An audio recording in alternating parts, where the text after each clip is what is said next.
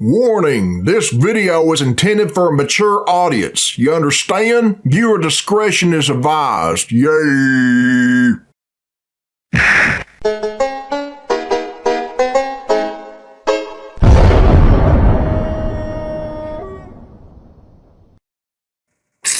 Alright, this is Billy Bob Tanley here, people, and this is a request from Insane Korean 77 rebranding soon, and it was uploaded by AntDude, and the name of this video is Ape Escape 3, Smile for the Camera, AntDude. Okay, let's check it out. Yay. Alright, here we go with some more AntDude drugs. Is he an ant or something? A walking ant? Welcome back, everybody, to this early 2020 edition of When is Sony going to finally announce a new Ape Escape game / remake? So we're getting to part 3. I have no idea. Sony was so bizarre when it came to marketing Ape Escape as a franchise in 2019. I've seen the first one, we got an official Twitter account that's super active with a bunch of artwork and pictures of somebody in a big ol' ape suit. What the shit? And that's it. We also got some genuinely freaky shirt designs. What the hell is this? I'm terrified. Listen, maybe I'm just bitter, but all I'm saying is some of those weak state of play videos that Sony was doing, they would have been saved with an Ape Escape announcement. You know I'm right. Are they ever going to make a new one? Well, somebody has to keep this hype train going. Man, what camera are you using? Even though theoretically it does. What camera is he using in his room and the lights is all bright and shit? I want my quality to look like that. What the fuck? Doesn't even exist. Hashtag apes will escape. That's still the thing on social media. Let's keep that going. All right, Last time we took a look at Ape Escape 2. Only makes sense to move on to the sequel. And it's on PlayStation 2. Ape Escape 3, also known as, wait, there's a third Ape Escape, released in 2006 outside of Japan to very minimal fanfare. It's pretty interesting to me how little this game gets talked about. You know, maybe I just figured all this time Ape Escape was a bigger overall franchise than it actually was back in the day. I mean, let's take a look back. Ape Escape 1 was monumental for not only having a really fun and engaging set of gameplay mechanics, but it was also a great showcase for Sony's brand new dual analog controller. Ape Escape 2 we needed that bad. A little bit with some more story elements and additional gadgets to spice up the tried and true gameplay, as well as also having the benefit of being simply more Ape Escape but on more powerful hardware, showing off jiggle physics that I am still uncomfortable with all these years later. At the end of the day, though, it did feel like a bit too much of the same. But taking a look at the whole film crew setup here on the box art for Game 3, maybe we actually have something new here. Is it going to be better than the other ones? This one, though, clearly they were not having whatever Sony was serving. Good riddance, I guess. That means we have no more Pokemon voice acting. That was weird anyway. I sent the professor stuff okay. I can't believe that was a thing. What are you doing? Sure enough, the evil monkey Spectre is back. It's only one tiny furball. How does he keep getting out? This time, with the help of this extravagant fella, Dr. Tomoki, Spectre is looking to put every human out of commission by broadcasting television shows that place everybody into a mindless trance. Weird story. It's not as over the top as time travel, but damn it, it works. If a giant laser couldn't get the job done, why not take up being a film director instead? I can appreciate aiming high. Luckily, he looks like some few have managed to avoid that trance. Newcomers Kay, Yumi, their aunt Aki, we don't need and the returning Natalie. So now it's up to them to save the day. Ooh, what is this? A choice of characters to play as? That's kinda cool. Sadly, in the grand scheme of things, it's not as interesting as it seems. It's about as fleshed out as choosing boy or girl in a Pokemon game. But with your kid of choice, you go around all the film sets, capture all of the monkeys, and thwart Spectre's plans once again. I mean, the graphics what we have here is honestly bad. A pretty solid premise, and it allows for a lot more interesting locales to run through. One stage, you're running through a forest, and then immediately after, you're exploring a giant castle. Man, I miss video games. West-inspired village, a large TV studio, a spooky lake with a nice Jason Voorhees reference. It's pretty neat stuff. In the game, we do see some specific characters and sets being referenced here or there, but for the most part, we're seeing references to cinematic themes, not so much individual movies. It would be nice if we had something like Saving Private Ryan and Ape Escape 4. Play Conker's Bad Fur maybe that's what Ape Escape 4 should be about. There is a lot more personality shining through here, with movie scenes often playing right in front of you, and it's pretty entertaining. Ape Escape 2 did have a few unique monkeys here or there, but Ape Escape 3 is filled filled with them, and the adventure is a whole lot more enjoyable because of it. I also love whenever you find monkeys on a film set. Yeah, some of them are in costumes, as to be expected, but alongside them are usually camera monkeys or director monkeys.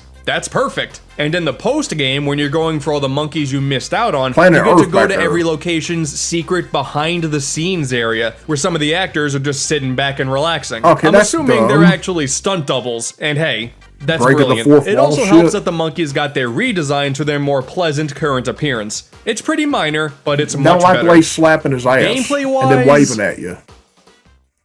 Uh-oh.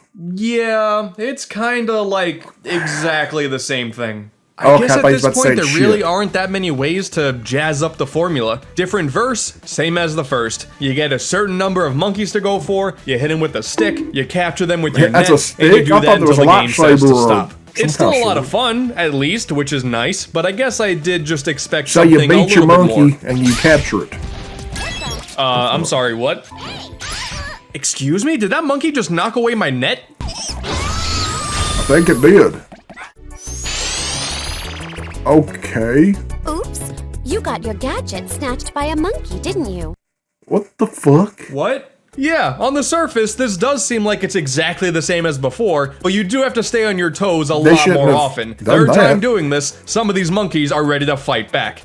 Well, except for the ones who are massive fans of Yumi. This is the only real difference between the two playable characters. Yumi is actually a popular idol, and some monkeys get paralyzed upon being in her presence. How old is those monkeys? It's a pretty weird way of implementing a bizarre pseudo-easy mode, but yeah, sure. Man. Okay, anything that gets the monkeys into my net a whole lot faster is okay in my book. We got some vehicles popping up once again, and boy, they kinda suck. Just make an adult version of this car moves so fast. How am I actually expected to not drive like an absolute maniac here? This is the worst. And I'm supposed to run this monkey off the road? Yeah, okay, good joke. I legit did this circle a good dozen times before I was able to get the monkey. This isn't a hyperbole. This thing sucks. In the previous games, as a means to spice up the gameplay, these vehicle segments, they were fine. Especially since they were an additional showcase of that dual analog setup. But Ape Escape 3 actually introduces a handful of new gimmicks that make the vehicle segments feel pretty forced in my opinion. For example, the gadgets are handled way better this time. The number of them that you have access to has been reduced from how many there were in Game 2,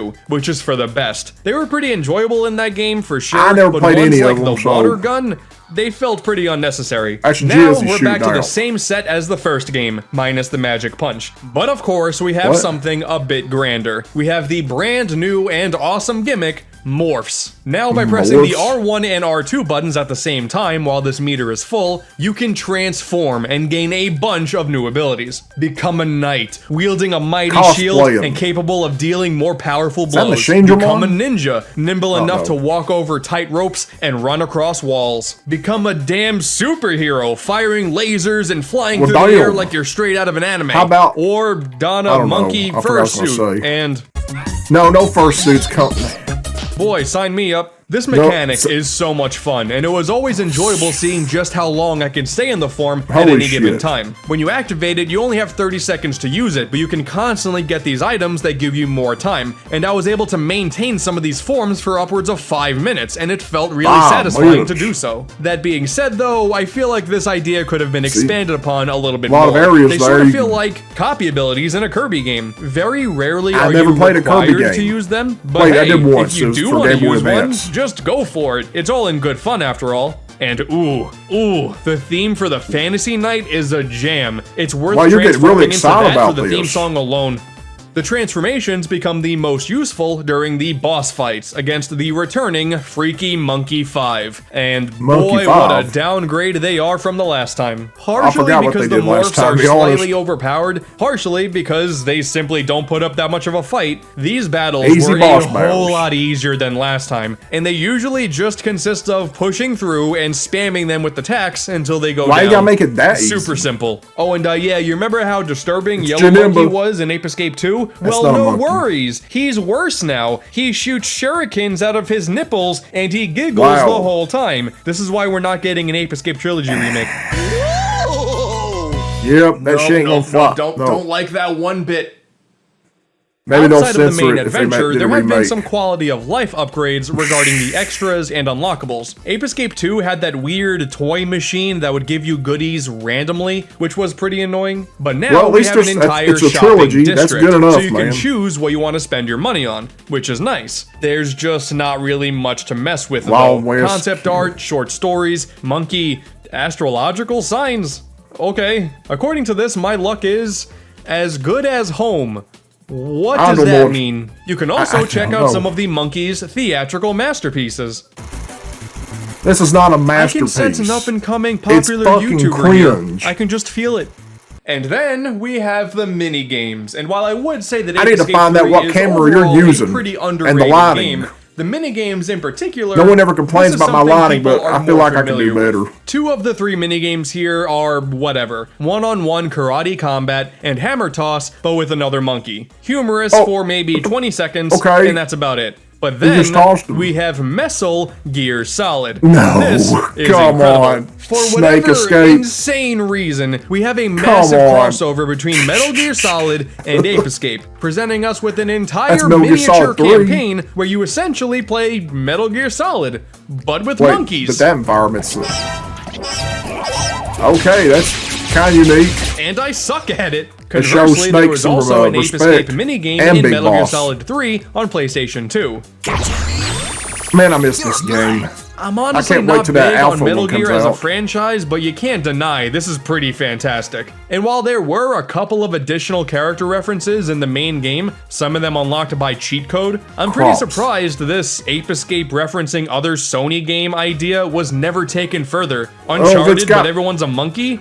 Think about it. I have never played Uncharted, Uncharted, let's wrap folks. this thing up. After taking out the Freaky Monkey 5, as well as Dr. Tomoki, who really doesn't put up much of a fight, he's a pretty unnecessary addition to the plot. Honestly, he just sort of shows up, makes a few weird lines, and then you beat him up, and that's kind of it. He does this thing where he, like, sacrifices himself at the very end of the plot, and then he's alive. So, yeah, what was the point of him? I don't understand. Eventually, though, you make your way to Spectre's massive headquarters. You fight him in his giant mech, which, hey, you know, the first 2 times didn't work out. Surely this 3rd time will.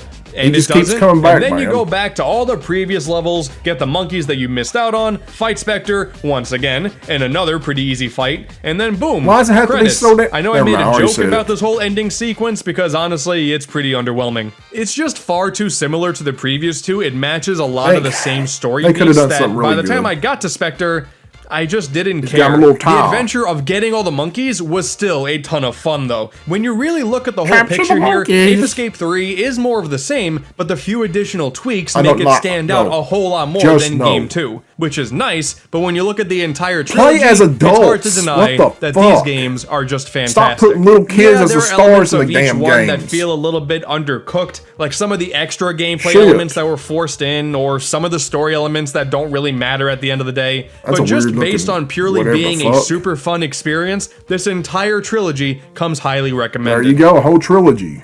And after that, y'all gonna play it? That's it.